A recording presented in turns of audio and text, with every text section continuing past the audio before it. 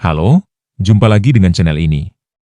Kali ini saya akan membahas sebuah kegiatan investasi yang bernama 68EA atau juga dikenal dengan nama GS Investment Group. Lalu seperti apakah kegiatan investasinya? Apakah aman? Ataukah penipuan skema Ponzi? Mari kita bahas. Beberapa hari yang lalu, ada yang bertanya tentang sebuah kegiatan investasi bernama 68EA. Dari link yang dikirimkannya dan beberapa postingan di Facebook, diketahui bahwa situs webnya adalah 68ea.com. Setelah coba diakses, situsnya tidak dapat dijangkau dengan keterangan alamat IP servernya tidak dapat ditemukan. Ketika diklik pada pojok kiri atas, terdapat peringatan bahwa koneksi tidak aman.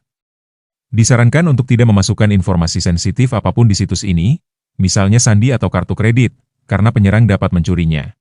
Saya pun mencoba melakukan analisis terhadap situs ini menggunakan beberapa layanan situs keamanan seperti Scam Advisor, URL Void, dan Norton Safe Web. Berikut adalah hasilnya. Scam Advisor memberikan skor positif untuk situs ini. Namun, perhatikan pada bagian ulasannya, disebutkan jika situs web ini telah dilaporkan berbahaya oleh DNS Filter selama 30 hari terakhir. Itu sebabnya kenapa situs ini tidak dapat diakses, diblokir karena berbahaya. Dari hasil analisis, diketahui bahwa situs ini sudah didaftarkan sejak 12 Mei 2013. Itu artinya situs ini telah berusia 12 tahun. Mungkin ini yang menjadi alasan utama kenapa Scam Advisor memberikan skor positif, karena situs web penipuan biasanya berusia singkat.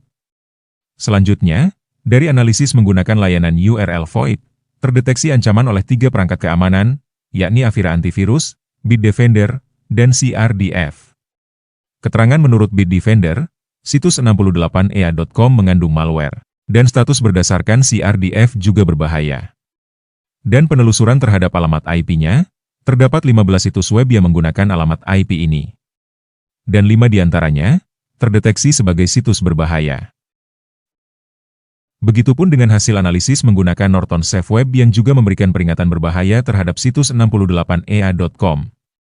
Jadi bagi kalian yang sebelumnya sudah pernah mengakses situs ini, jika HP yang kalian gunakan juga terhubung dengan akun keuangan kalian seperti mobile banking atau dompet digital, saran saya berhati-hatilah. Sebab akhir-akhir ini semakin banyak kasus pembobolan dan pencurian akun keuangan yang disebabkan oleh malware dan phishing. Karena situs web dengan alamat 68ea.com tidak dapat diakses, saya coba melakukan penelusuran lanjutan. Hasilnya, ditemukan cukup banyak alamat domain, seperti 68ea01.com, 68ea02.com, 68ea03.com, 68ea05.com, 68ea088.com, 68eaidn.com, dan sebagainya. Seluruh situs web tersebut memiliki tampilan dan isi yang sama. Ketika diakses, halaman antarmuka atau landing page-nya menampilkan aktivitas trading beberapa aset kripto. Tidak ada informasi yang detail dan lengkap tentang perusahaan ini. Ketika mengklik beberapa tautan yang ada, langsung diarahkan pada halaman login atau daftar. Sudah seringkali saya ulas bahwa, tampilan dan isi dari situs web seperti ini, merupakan ciri khas dari situs web investasi bodong. Situs web dari perusahaan investasi yang benar, akan menampilkan beberapa informasi dasar seperti sejarah perusahaan, jajaran direksi, alamat kontak baik itu alamat fisik perusahaan, alamat surat menyurat dan link media sosial, bukti klaim legalitas, portofolio investasi yang meliputi bentuk dan skema yang dijalankan, halaman tanya jawab pertanyaan yang sering diajukan, dan sebagainya. Informasi ini merupakan informasi yang bisa diakses publik tanpa harus mendaftar terlebih dahulu.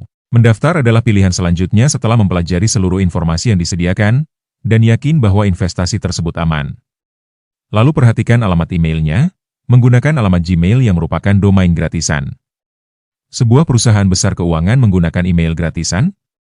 Saya juga sudah sering mengulas bahwa penipuan investasi dengan modus trading saham dan aset kripto, situs web penipuan seringkali membingkai situsnya dengan situs web atau aplikasi dari perusahaan resmi. Hasilnya, terlihat tampilan aktivitas perdagangan yang real-time, padahal aktivitas perdagangan itu berasal dari situs resmi yang lain. Baru-baru ini, tepatnya 2 Mei 2025, Polda Metro Jaya mengadakan konferensi pers terkait tindak pidana penipuan dengan modus investasi saham dan aset kripto fiktif. Modus yang digunakan juga sama, yakni situs web penipuan tersebut menampilkan aktivitas perdagangan dari situs web lainnya. Silakan tonton video tersebut di channel ini.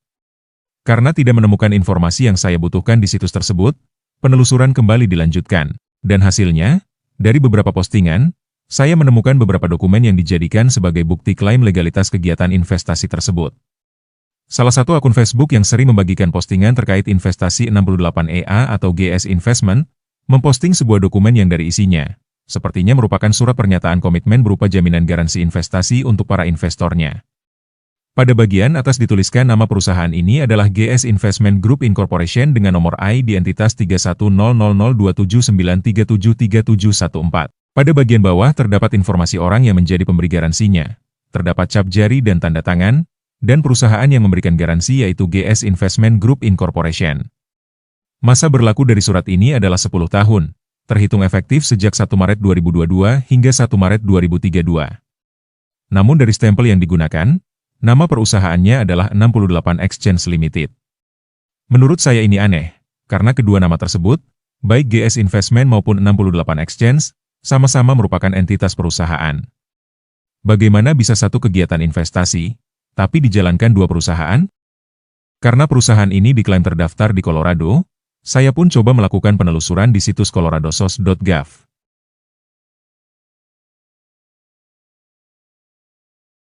Setelah melakukan penelusuran dengan menggunakan nomor ID entitasnya, tidak ditemukan hasil apapun.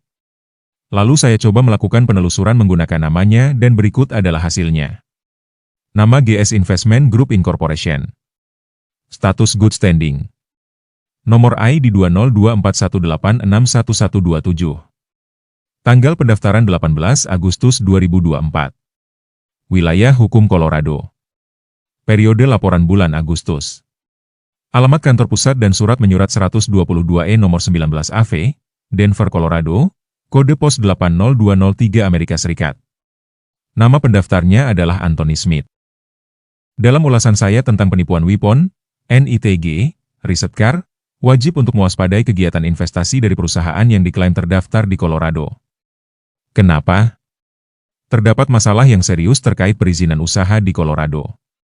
Akibat kebijakan Sekretaris Negara bagian Colorado, banyak perusahaan fiktif yang terdaftar di Colorado yang dibuat untuk melakukan penipuan. Salah satu kasus yang menghebohkan adalah, pada tahun 2024 lalu, seorang bernama Mario Garcia Andrade dijatuhi hukuman karena terbukti bersalah mendaftarkan hampir 16.000 perusahaan palsu dengan menggunakan alamat sebuah rumah di kota North End, di mana rumah itu bukan miliknya.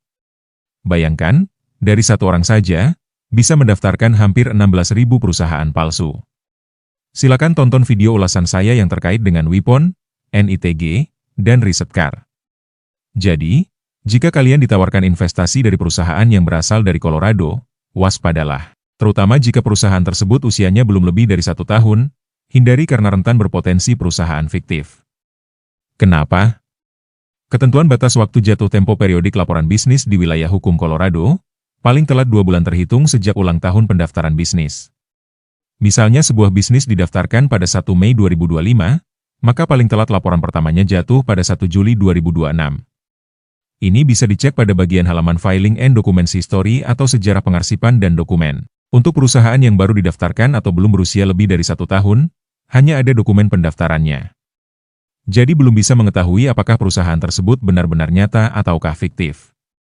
Berdasarkan informasi yang tersedia di situs coloradosos.gov, alamat kantor utama dan surat menyurat 122E nomor 19 AV, Denver, Colorado, kode pos 80203 Amerika Serikat. Dari hasil penelusuran di Google, alamat tersebut merupakan alamat sebuah apartemen bernama Parkside Senior Apartment. Dan berdasarkan jejak digitalnya, alamat tersebut juga digunakan oleh sebuah brand bisnis bernama GS Elena Team.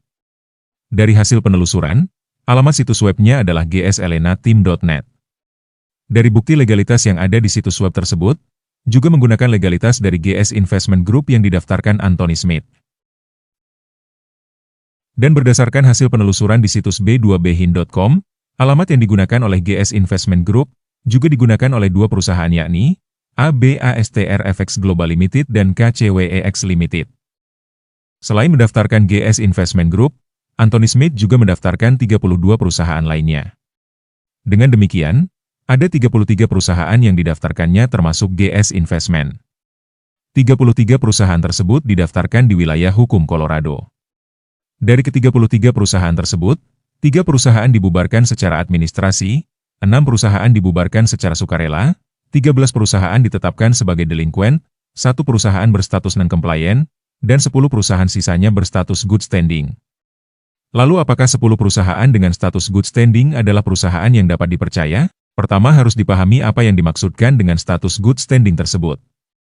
Berdasarkan penjelasan di halaman tanya jawab di situs coloradosos.gov, disebutkan bahwa status good standing atau baik artinya persyaratan laporan menurut undang-undang telah terpenuhi. Tapi, Kantor Sekretaris Negara bagian Colorado tidak meninjau atau memverifikasi informasi yang disampaikan dalam pelaporan tersebut. Juga tidak mengatur atau menyelidiki praktek atau operasi bisnis. Inilah sebabnya kenapa banyak perusahaan fiktif yang terdaftar di Colorado. Saya contohkan Wipon yang didaftarkan oleh Lennon Rudolph. Setelah Wipon terbukti merugikan puluhan ribu investornya di Indonesia, hingga terakhir saya cek, status Wipon di situs coloradosos.gov masih berstatus good standing. Dari informasi yang saya dapatkan, kegiatan investasi ini juga menggunakan klaim legalitas berupa dokumen dari Financial Crimes Enforcement Network atau FinCEN, sebuah lembaga di bawah Departemen Keuangan Amerika Serikat yang melindungi sistem keuangan dari penggunaan ilegal, sehingga memerangi pencucian uang dan pendanaan terorisme. Dari informasi dalam dokumen ini, merupakan milik perusahaan bernama 68 Exchange Limited dengan nomor registrasi MSB 31002771555646. Setelah ditelusuri di situs fincen.gov, perusahaan tersebut memang terdaftar. Namun yang harus dipahami, ini tidak menjamin apakah perusahaan tersebut bukanlah penipuan. Wipon yang sudah terbukti penipuan juga menggunakan modus yang sama, menggunakan dokumen FinCEN sebagai klaim keamanan kegiatan investasinya. Sekarang perhatikan. Ini merupakan dokumen FinCEN dari perusahaan 68 Exchange yang baru saya download, baca paragraf pertamanya. Disebutkan bahwa informasi yang terdapat dalam transkrip ini telah diberikan kepada FinCEN oleh pendaftar dari bisnis layanan keuangan. FinCEN tidak merekomendasikan, menyetujui, atau mendukung segala bisnis yang didaftarkan sebagai bisnis layanan keuangan. Klaim seperti ini atau klaim yang serupa adalah salah dan mungkin merupakan bagian dari penipuan atau upaya untuk menipu konsumen. Jadi, jika ada yang menggunakan dokumen FinCEN sebagai klaim keamanan investasinya, itu adalah penipuan. Karena dalam dokumen FinCEN disebutkan bahwa perusahaan 68 Exchange Limited terdaftar di Colorado, saya kembali menelusuri di situs coloradosos.gov. Dan ini hasilnya. Nama, 68 Exchange Limited. Status, good standing. Nomor ID, 20241755499. Tanggal pendirian, 21 Juli 2024. Bentuk, corporation. Wilayah hukum, Colorado. Periode laporan, bulan Juli. Alamat kantor pusat dan surat menyurat, Jalan Lincoln 1777, Denver, Colorado, kode pos 80290, Amerika Serikat. Nama pendaftar Colette Curran. Dari penelusuran di situs b2bhin.com, alamat yang sama juga digunakan oleh 7 perusahaan berbeda. Dan Colette Curran juga mendaftarkan 3 perusahaan lainnya. Menurut saya ini sangat aneh, untuk satu kegiatan investasi, tapi menggunakan 2 entitas perusahaan berbeda. Dan kedua perusahaan tersebut sama-sama didaftarkan pada tahun 2024. Namun dari channel YouTube @68EA, investasi ini diklaim telah berusia 3 tahun pada Maret 2025. Bagaimana bisa? Legalitas dari 2 perusahaan yang diklaimnya baru didaftarkan kurang dari 1 tahun, tapi kegiatan investasinya sudah berjalan lebih dari 3 tahun. Sungguh aneh. Saya juga menemukan sebuah halaman Facebook dengan nama 68EA, perhatikan adminnya, berjumlah 6 dan berlokasi di Kamboja. Seperti yang diketahui, Kamboja merupakan salah satu negara yang menjadi pusat penipuan online dengan berbagai modus. Dari beberapa dokumen yang saya temukan, kuat dugaan bahwa ini merupakan skema Ponzi. Dari postingan ini terlihat bahwa bisa mendapatkan komisi jika berhasil mengajak orang berinvestasi. Ini merupakan salah satu ciri utama skema Ponzi. Dari postingan berupa tangkapan layar dari grup Telegramnya, anggotanya sudah lebih dari 3.000. Dari sekian banyak temuan ini, saya menduga kuat bahwa ini merupakan penipuan skema Ponzi dengan modus perdagangan aset kripto. Jika kalian yang berinvestasi di perusahaan ini tidak sepakat dengan pernyataan ini, silakan tunjukkan bukti yang bisa diverifikasi publik bahwa investasi ini terdaftar di Otoritas Jasa Keuangan sebagai satu-satunya lembaga negara yang memiliki kewenangan menerbitkan izin bagi kegiatan investasi yang menghimpun dana masyarakat di Indonesia. Selama tidak ada izin tersebut, maka investasi ini merupakan investasi ilegal. Jadi, bagi kalian yang ditawarkan berinvestasi di perusahaan ini, saran saya jangan. Namun jika kalian ragu dengan hasil ulasan ini, silakan verifikasi sendiri, hubungi layanan konsumen OJK dengan nomor kontak 157. Dan jika kalian sudah terlanjur berinvestasi, saran saya segera tarik uang kalian. Namun jika tidak bisa, segera laporkan ke otoritas berwenang. Jangan sampai kalian menjadi korban selanjutnya dari penipuan dengan modus trading aset kripto. Sekian dulu ulasan kali ini, terima kasih sudah menonton. Jika video ini bermanfaat, jangan lupa bagikan agar menjadi edukasi dan peringatan publik. Karena bisa saja, korban selanjutnya adalah orang-orang yang kita sayangi. Tetap teliti, perkuat diri dengan informasi dan pengetahuan agar tidak mudah tertipu. Sampai jumpa.